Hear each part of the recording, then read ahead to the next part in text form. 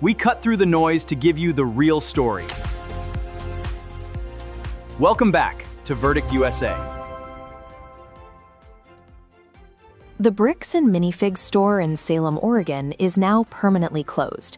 In their public announcement regarding the closure, the corporate office highlighted the departure of the location's franchise owners, Brandon Vest and Joshua Johnson.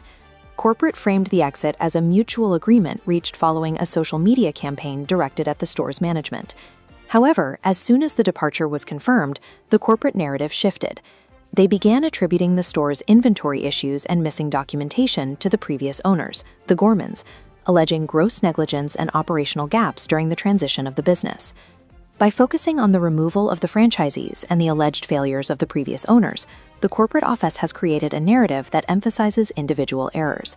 This move effectively draws attention away from the corporate oversight that allowed these disputes to persist. Long before the store closed its doors, the interaction between the franchisees and the original LEGO owner was defined by friction. When asked to return the collection, Brandon and Josh responded with immediate hostility, using aggressive language over the phone and on camera. This hostility eventually became part of the official record. In a statement to the police, Josh explained that he did not want to return the items, specifically because the owner's persistent phone calls had become an annoyance. Beyond personal grievances, Josh claimed a legal right to the inventory. He argued that because he had taken over the business lease, the collection sitting inside the building had legally become his property as part of the store's inventory. This combination of personal animosity and a misunderstood application of property law turned a business transition into a criminal allegation. The refusal to return the items based on these justifications is what elevated the dispute into a public scandal. To understand the stakes, we have to look past the internet headlines and at the physical assets. The dispute involves a large collection of vintage sets that had been built up over a lifetime. This chart compares the various valuations that have surfaced during the investigation. While the initial public claim was $200,000, current estimates suggest the actual value was closer to $100,000. Of that total, the value of the sets that haven't been sold yet is estimated to be as low as $6,200. Verifying these numbers is complicated by the previous owner's bookkeeping. Records were reportedly inconsistent, and some items from the collection were kept at a private residence rather than at the store location. This lack of clear documentation is the primary reason why specialized corporate contracts are necessary. Without a paper trail, there is no built-in protection for a third party when a business changes hands. This case centers on the concept of consignment. Under a consignment agreement, a store sells an item for a customer, but the customer retains legal ownership of that item until the sale is finalized. Think of it like a mechanic's garage. If a mechanic stores a friend's car on the premises against company policy, and the garage is sold to a new owner, that car doesn't suddenly belong to the new owner or the parent corporation. It is still linked to the customer who owns the title.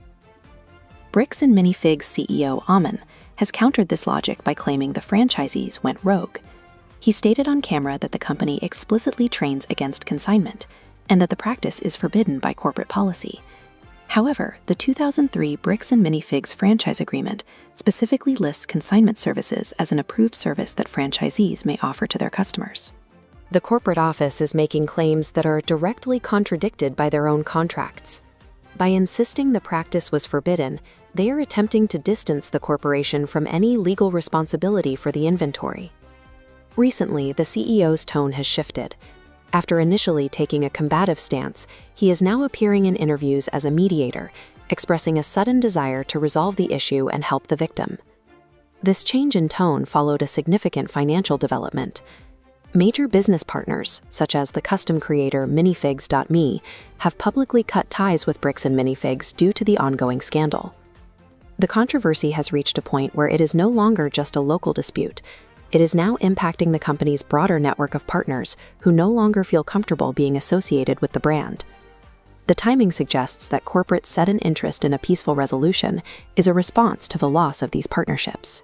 The priority appears to be saving the brand's reputation rather than correcting a long-standing error. While the public-facing message is one of cooperation, the company's private actions tell a different story. Legal documents reveal that Bricks and Minifigs has filed paperwork to try and force Patreon to remove the account of the primary whistleblower reporting on this case. Patreon is the reporter's main source of income. By targeting his funding, the corporation is attempting to use legal pressure to stop the investigation and silence the criticism. This situation serves as a study in corporate messaging. The company uses public apologies to protect its business deals, while simultaneously using legal maneuvers to suppress the person who brought the facts to light.